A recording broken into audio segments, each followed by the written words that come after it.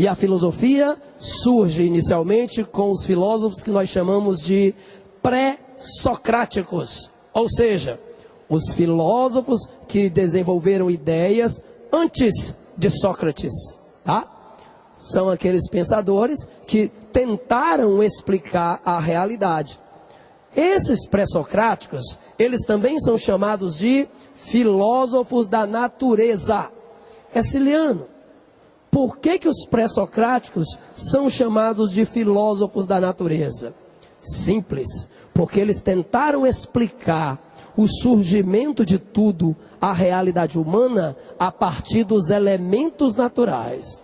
Vai ter algum filósofo que vai dizer assim, tudo começou a partir da água, que vai ser o Heráclito, né?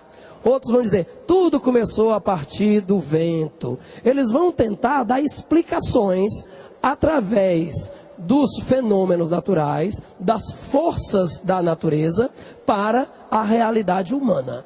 Então, os filósofos da natureza, ou pré-socráticos, são os pensadores gregos antes de Sócrates, que estabeleceram uma explicação da realidade, baseando-se nos elementos naturais. Quando a gente fala desses filósofos, eu estava falando no comecinho da nossa conversa, eu não precisava concordar com a Leila, que foi substituída agora pela Dália. Ela já tinha me dito, é porque eu sou péssimo de memória, para decorar nome eu sou muito ruim. Então, eu não precisava concordar com a Leila, como da mesma forma agora, eu não preciso concordar com a Dália. Eu posso pensar uma coisa, ela pensar outra. Por isso mesmo, quando a gente observa os pré-socráticos, nós temos um confronto de ideias sensacional. Um confronto de ideias entre Parmênides e Heráclito. Coloquei aí para vocês, né, o que é essencial desse confronto de ideia entre os dois. O que o Parmênides vai dizer? O Parmênides vai dizer que nada muda, que tudo é uma constante. Ciliano, se nada muda, como é que a gente vê as coisas diferentes, hein? Sabe por quê? Porque de acordo com Parmênides, eu não estou dizendo que ele está certo, eu estou dizendo o que ele pensou. Beleza? Vai ter gente que vai discordar dele. De acordo com o Parmênides, o que me engana são as minhas percepções sensoriais. O meu tato, o meu paladar, o meu olfato, a minha visão, elas acabam me enganando. Um exemplo do dia a dia. Meu filho sai na balada. Foi para a balada com os amigos. A balada, obviamente, geralmente está um ambiente mais escuro, você não está vendo direito. De longe, você vê um mulherão desse tamanhozão assim. Pode ser loura, pode ser morena, você, do jeito que você preferir. Pode ser gorda, pode ser magra, do jeito que você preferir. Tá? O importante é que está aquela mulher ali, e as meninas imaginam aquele rapaz, né? Aquela mulher que você achou, opa, essa aí eu gostei, né? Você solteiro, na balada, vai então conversar com a menina. Você viu de longe. Quando você chega perto para conversar, prazer, Ciliano, ela, prazer, Francisco. Tá bem? Meu filho, você foi enganado pela sua visão. A sua visão lhe enganou. Você olhou pensando que era uma coisa, mas quando viu mais de perto não era. Então, de acordo com o Parmênides, as nossas percepções sensoriais, elas nos atrapalham, porque a gente não pode confiar nelas. A gente não pode confiar nas nossas percepções sensoriais, porque é lógico, elas acabam nos enganando. Beleza, então?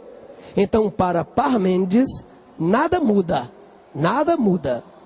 Tudo é sempre a mesma coisa. A gente é que tem a impressão errada de que algo mudou. Por que a gente teve a impressão errada? Ora, porque ou a nossa visão, ou o nosso tato, um dos nossos sentidos nos enganou. E aí a gente teve a visão equivocada. Ciliano, esse Parmênides, ele é um invocadão que sabe de tudo, só ele sabe, é? Eu não estou dizendo isso. Eu estou dizendo o pensamento dele. Vem um outro cara, gente boa, chamado Heráclito, que vai discordar dele. Vai dizer, não, esse Parmênides aí não sabe de nada não. Esse aí está por fora. Para Heráclito, ele vai dizer que tudo está em constante mudança. Tudo muda o tempo todo. Tem até uma música dessa, né? Que é aquela que diz assim: nada do que foi será de novo do jeito que já foi um dia. Tudo passa, tudo sempre passará. Não é isso? Tudo está em transformação. Tá?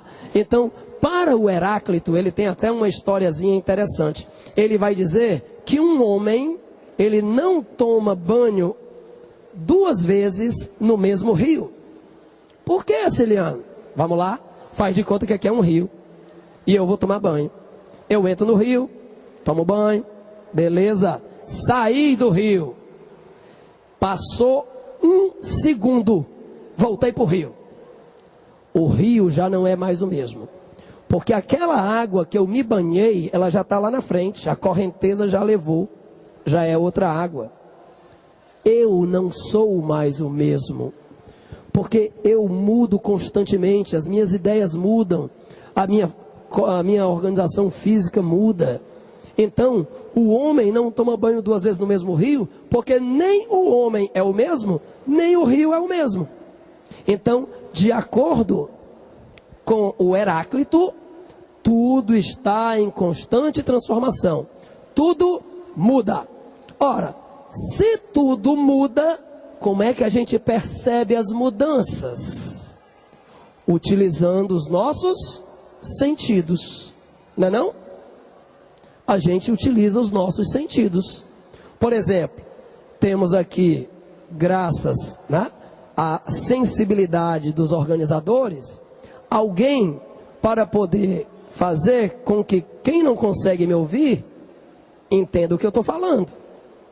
Já pensou? Se ela não estivesse aqui, os deficientes auditivos iam estar podendo acompanhar a nossa aula, mas aí é lógico, né? Graças, obviamente, à visão, que é uma habilidade, ele consegue então identificar o que eu estou falando, né?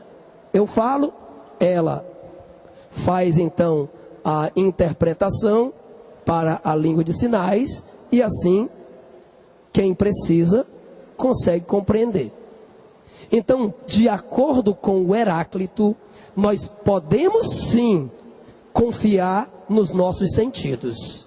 Então, tenha cuidado com isso. Eles gostam de fazer na prova, né, porque existe uma habilidade no Enem, que é você comparar pontos de vistas diferentes. Eles dão um texto, depois dão outro texto, e aí você vai analisar os 2 textos, tá? Que é uma das questões que a gente vai já resolver. E uma, obviamente, das grandes discussões que nós temos é entre Parmênides e Heráclito. Vamos resolver umas questõezinhas agora, vamos? Vamos lá.